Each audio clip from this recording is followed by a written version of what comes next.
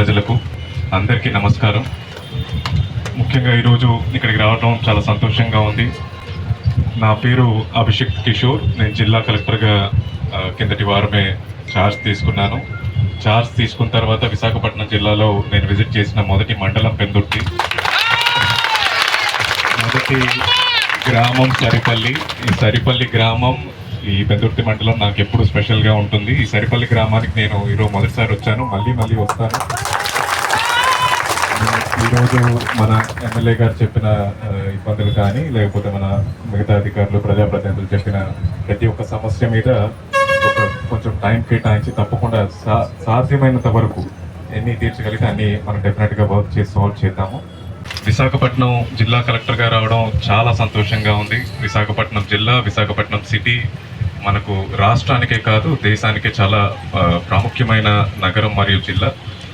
నా వంతు కృషి చేసి మన జిల్లాకి ఎంతగా ప్రయోజనం తీసుకురావడానికి ప్రయత్నిస్తాను. అయితే ఈరోజు నీటి భద్రత, సాగునీటి సంఘాల బాధ్యత అనే ఈ ప్రోగ్రామ్ని శ్రీకారం చుట్టడానికి ఈరోజు మనం ఈ పినపెద్ద ట్యాంక్ దగ్గరికి వచ్చాము. ఈరోజు ఈ ప్రోగ్రాం చూస్తే మన జిల్లాలో సుమారు ఒక 125 ట్యాంకుల్లో వాటర్ డెప్త్, మన నీటి నిల్వ 8 అడుగుల కంటే ఎక్కువగా ఉంది, 8 మీటర్స్ కంటే ఎక్కువగా ఉంది. ఈ ప్రోగ్రాం ద్వారా ముఖ్యంగా ప్రభుత్వం ఏం చేయాలనుకుంటుందంటే, మాన్సూన్ వర్షం ముందు నీటి నిల్వ 6 అడుగులు ఉండాలి, 6 మీటర్స్ ఉండాలి. వర్షం తర్వాత 3 మీటర్లు ఉండాలి. ఇది ఒక సైంటిఫిక్ టార్గెట్ పెట్టుకొని మనం ఈ ప్రోగ్రామ్ని 100 రోజుల క్యాంపెయిన్ని టేకప్ చేయడం జరుగుతుంది.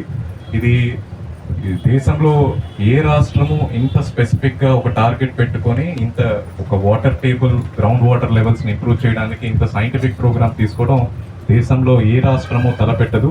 కానీ మన రాష్ట్రము, మన గౌరవ ముఖ్యమంత్రి వర్యుడు చాలా మంచి ఎక్సర్సైజ్ టేకప్ చేశారు.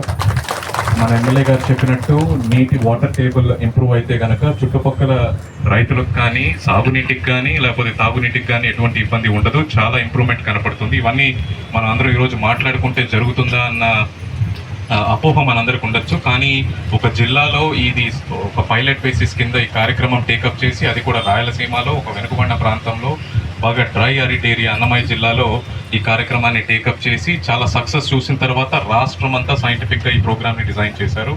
100 రోజుల్లో వర్క్ని ఐడెంటిఫై చేయడమే కాదు, కంప్లీట్ చేసి డిఫరెన్స్ కూడా చూపించాలి అని ప్రభుత్వం ఈ కార్యక్రమాన్ని టేకప్ చేసింది. చిన్న ట్యాంక్ కానీ పెద్ద ట్యాంక్ కానీ రెండుకి చూస్తే ఈ జంగల్ క్లియరెన్స్, ఈ బండ్ స్ట్రెంగ్థనింగ్ ఇవన్నీ టేకప్ చేస్తాము. డీసిల్టేషన్ మొత్తం చేస్తాము. ఇవన్నీ చేయడం వల్ల వాటర్ టేబుల్లో ఎంత డిఫరెన్స్ వచ్చిందనేది కూడా మనం 100 రోజుల తర్వాత మళ్ళీ మనం ఈ ట్యాంక్ దగ్గర కలిసి మాట్లాడుకునే అవకాశం మనందరికి వస్తుంది. అలాగే మన ఈ ట్యాంక్ చుట్టూ VMRDA లిమిట్స్లో ఉన్నాయి కాబట్టి వాటర్ కన్జర్వేషన్ ఎఫర్ట్సే కాకుండా ఈ ట్యాంక్ని బ్యూటిఫికేషన్ చేసి మీ అందరూ, సరిపల్లి గ్రామ ప్రజలందరూ వాకింగ్కి కానీ లేకపోతే మిగతా అవసరాలకు కూడా ఉపయోగించుకునేటట్టు ఈ ట్యాంక్ని డెవలప్ చేస్తాము. ఈరోజు మనం ఈ కార్యక్రమం జిల్లాలో ఇక్కడ నుంచి శ్రీకారం చుట్టాం కాబట్టి ఈ ట్యాంకును కూడా మంచిగా ఇంప్రూవ్ చేసుకుంటాము.